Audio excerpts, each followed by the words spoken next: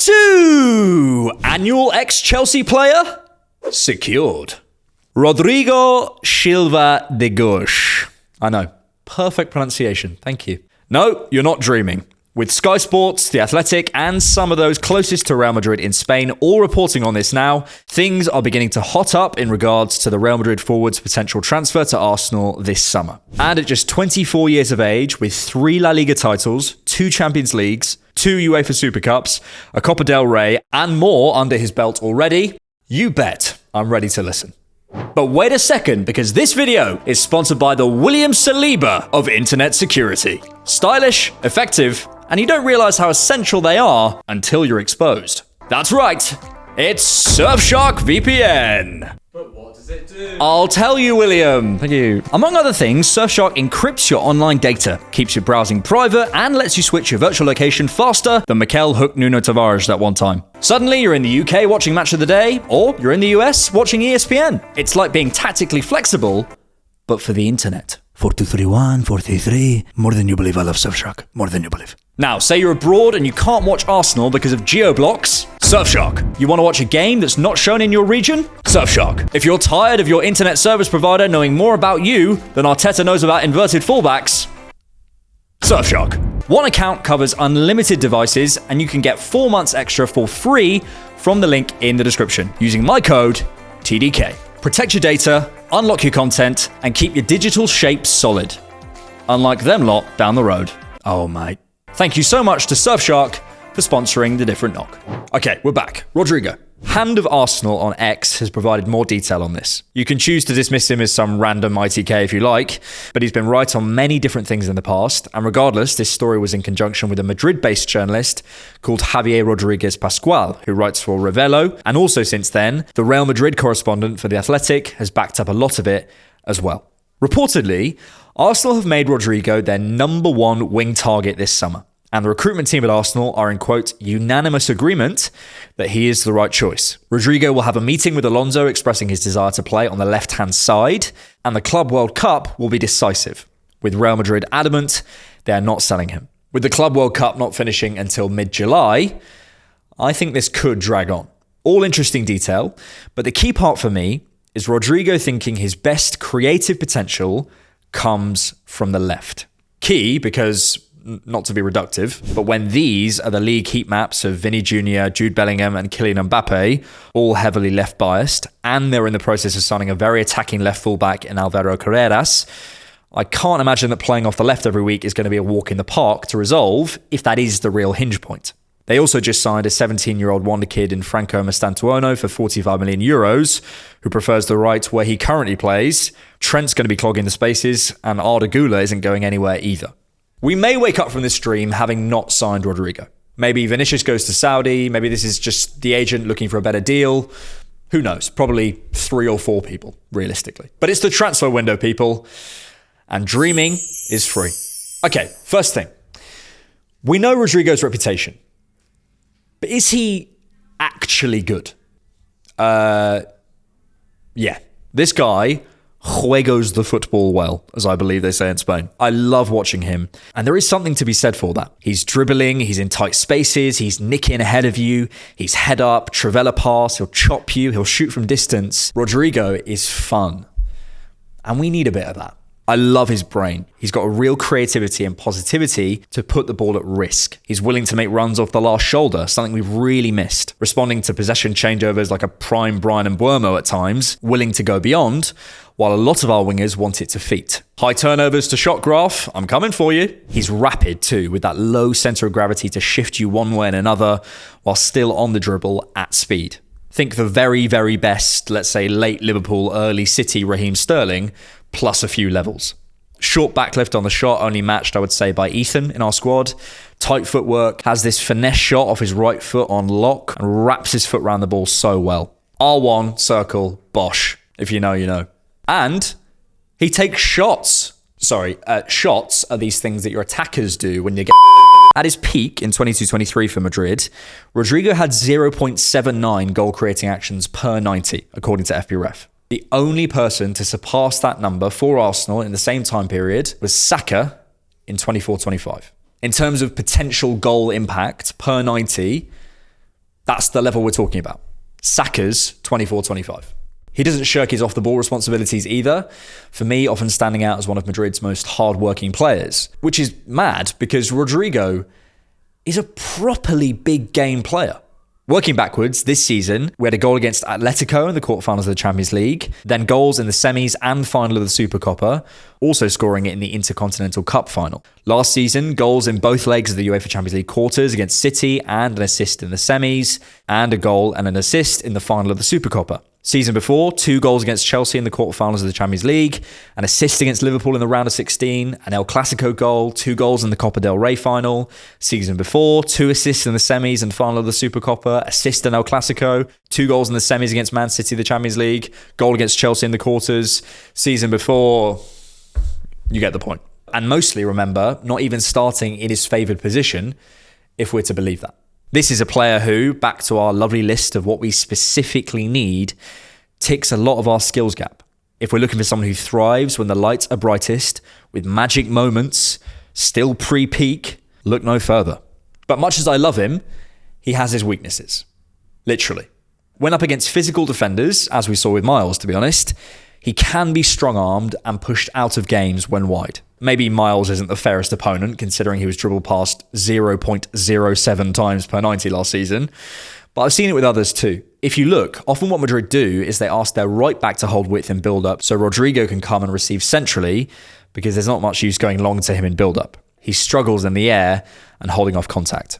That's fine, it's just a limitation in his game and everyone has limits. So for me, it's about his usage. If you get him nicking in ahead of a duel, or maybe ask a Havertz to knock it on and he chases the second ball, I think you're fine. Just don't ask him to hold it up. And then, the output. He is on the right a lot, yes, but it's important not to overplay that because he is given space to drift inside and does start left on occasion, as you can see on his league heat map. 118 goal contributions in 267 Real Madrid games. It's okay, but it's not amazing for what we probably pay for him and for what we're probably hoping for. It's less than 1 every other game. And if I'm asking for more from Martinelli, output-wise, I have to be consistent. I would want more from Rodrigo. Encouragingly though, his record starting off the left is better. According to Transfermarkt, when starting as Madrid's left winger, he has 39 in 78, exactly a goal contribution every other game. And for me, because of his future potential to run attacks on the inside, not as a touchline winger if we platform him properly and allow him those central left touches, I can see those numbers shooting up. But also what I'm really looking for and what I think I'd see is a positive impact on those around him. What does this do to Saka's numbers or Havertz or Šeško? Rodrigo one side, Saka the other. Who are you doubling up on now, Wolverhampton Wanderers? He's versatile. He'd take our free kicks, by the way. Feels like he maybe needs the shackles releasing, but that's all to come. Same as with Šeško. If this deal advances, we'll talk more specifically about how he fits in, what he needs, how we use him, etc. For now, hold the thought on Rodrigo the player, because there's another aspect to all this. By this point, you probably know my thoughts on the message of a transfer. I don't care about winning the transfer window. It's not my concern. It's always about us, who we want to be, how we improve. And I think this transfer, more than any, definitely frames that identity conversation. I have a long-term vision for Arsenal. No one asked, but I do. Despite being in the best league in the world, with world-class facilities, some world-class players, having a deep history littered with some of the pioneers of football, we are probably still seen by most, much as we might hate it, outside of that category of the properly elite tier clubs. Your Bayerns, your Barcelonas, your Madrids, maybe City, PSG now, and so on. And to be honest, I agree. I don't think we are there yet. So if we want to go there and have that ambition, which is a whole other video essay, what's stopping us getting there? What's in the way of us becoming the Real Madrid of England? It's a lofty ambition, I know. Just humour me for a second. Well, many things. Revenues, for one. Madrid are out on top in the 2025 Deloitte Money League, the first club to ever generate 1 billion euros in one season. Although we're not a million miles behind, to be honest, some of those other elite clubs. And there's a stadium expansion on the horizon too, which will help with matchday income. We need to continue the development of our academy, build on the success of our women's side, and we ultimately need to win some trophies and write some history. We're trying. Maybe a multi-club model. Maybe are we as powerful behind the scenes as we want to be? Probably not. But I think there's one more big factor in Arsenal bridging that gap that we can't dance around much longer. I'm going to very clumsily claim there are 5 ways that top level, let's say top 10 in their position, talent transfers happen. Before you comment, I know there are exceptions. Category A, the established as one of the best players in the world move. Mbappe goes to Madrid. Category B, the under-23 player who's next up and has his pick of the clubs, probably coming from a non-elite team move. Haaland to City, Jude to Madrid, and so on. Category C, he is top 10, but they can't or won't or don't want to keep him for whatever reason move. Sane to Bayern, good example. Category D, the probably top 10, but not quite worked out for him as hoped, takes a step away move. Dembele to PSG. And finally, category E, he is a great talent, it just might be past his time move. Lewandowski to Barca. And I'm trying to think of Arsenal transfers in those 5 categories, let's say since the last title, 2004. We've bought a lot of high potential players, but anyone at that almost guaranteed Jude or Haaland level under 23, not for me. Rice is in A for me because he was 24 when we signed him, but fair enough if you disagree. Ozil, Sanchez and Aubameyang I think are all pretty nailed on in C, but maybe you'd argue D for 1 or 2. Arguably Ødegaard in D, but was he a guaranteed, definite top 10 talent very soon at the time? Havertz, Walcott, Cech, Partey, Saliba, Arshavin, all arguable. I kind of hate doing this because there's so much subjectivity. I mean, how many times did I say the word arguable there? My point is, I think Arsenal have definitely, inarguably, moved for the top talent in Europe 4, 5, 6 times in 20 seasons. For a club wanting to get top 4, challenge here and there, okay. But is that who we want to be moving forward? He says, asking the rhetorical question to get to the next bit. Okay, I know what you're thinking. To get better, we need to sign better players. This guy's a genius. But hang on, I'm saying something really specific. I categorize them for a reason.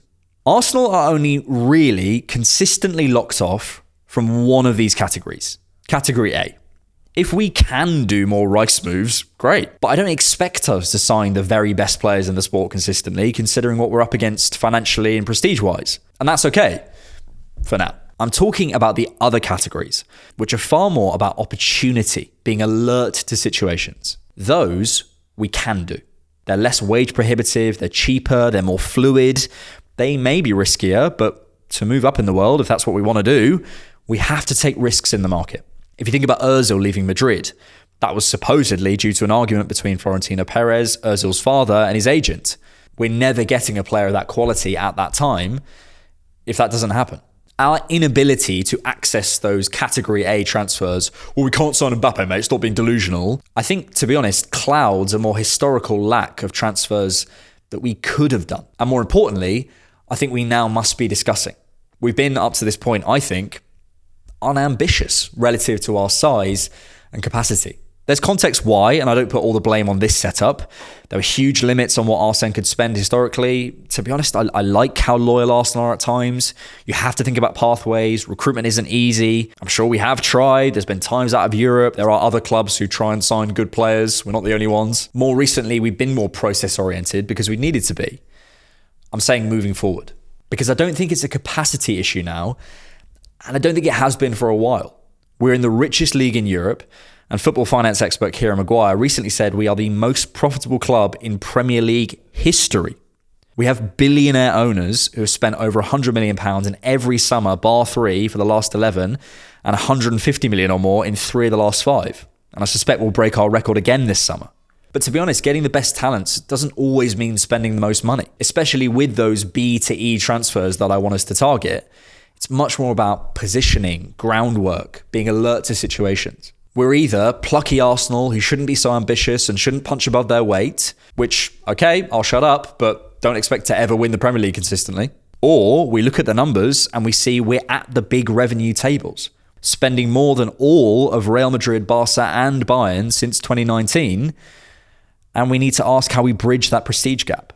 Because the fact is, time and time again, it's the very best talents in the world that win you the biggest prizes. coming away from that PSG game, it was just so obvious to me that for all our talk of systems and pathways and potential and move him here, move him there, it's talent in the end that makes the difference. Sorry to say on this channel of all channels, and maybe I need to take this lesson, but it is. Mikel said it himself just a few weeks ago, ironically responding to a question about Rodrygo.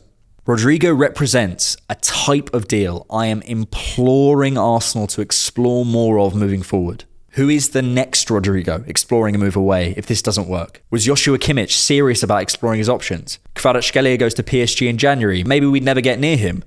But that means Bradley Barcola is on the bench for the UCL final. All those situations have their kinks, but I hope I've given a specific pathway to bridging that gap. This Rodrigo move represents, in some way, who we need to be in this bridging stage to get access to the guys who, let's face it, we might not always be first in line for. Ironically, Atletico aren't a bad model for this in the last few years. Alvarez's situation at City with Haaland, they pounce, he's delivered. Griezmann coming back cheap. Luis Suarez, 9 million euros, wins the league with 21 goals, probably in the back end of his career. Andrea Berta, I'm looking at you. And there's another aspect to this Rodrigo case as well. It's not just the quality of the player or this new approach to the market. It's because when I look at this Arsenal team and I ask, why him? Why now? He makes even more sense. Arsenal have a fantastic group of players, some truly wonderful technicians. But Rodrigo would come in and, in my view, be Arsenal's best on-the-ball player from the jump. There was someone else at one point who was Arsenal's best on-the-ball player. Can't remember. With this signing, the technical ceiling immediately raises. And I need that. We need that. I think it's a big hole in this squad we don't always talk about.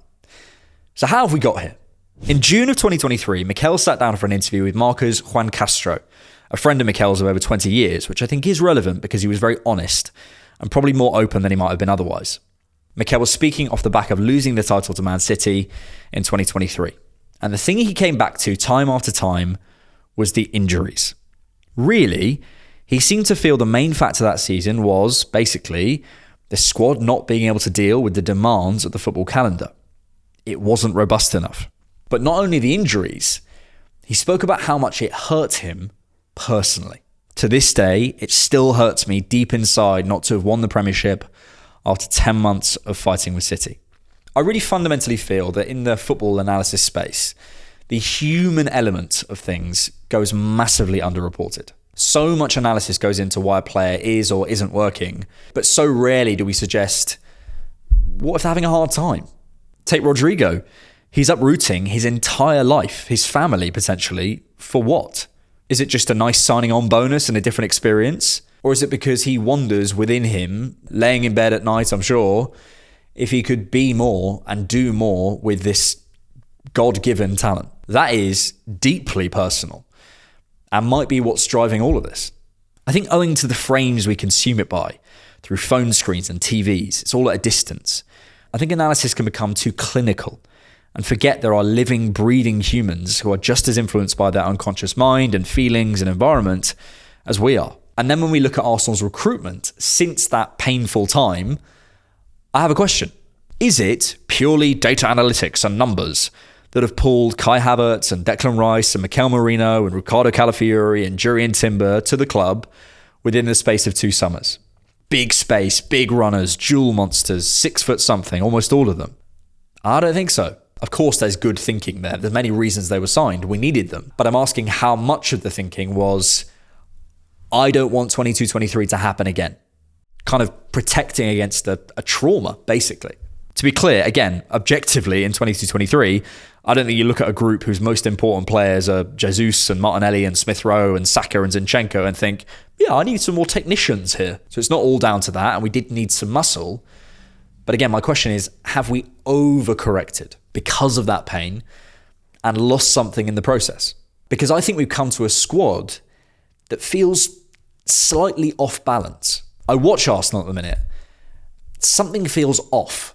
And hey, I think we might even need some more running in the middle of the park. We squeeze the pitch, we win our duels, we compact ourselves. But have we forgotten about the joy of football a bit? The technicians, the artists, Those players with the ability to just do anything they want with a football. Do we need a few more players who, for want of a better phrase, sleep with a football? And if we do, and you follow my logic, does that make this Rodrygo signing even more important? To be this brilliant player, to change our approach in the market, but also because of where we are right now as a team. To maybe even win the transfer window, yay, but to bring, ultimately, balance. For that is Rodrigo Silva de Gauche, I know, perfect pronunciation, the answer.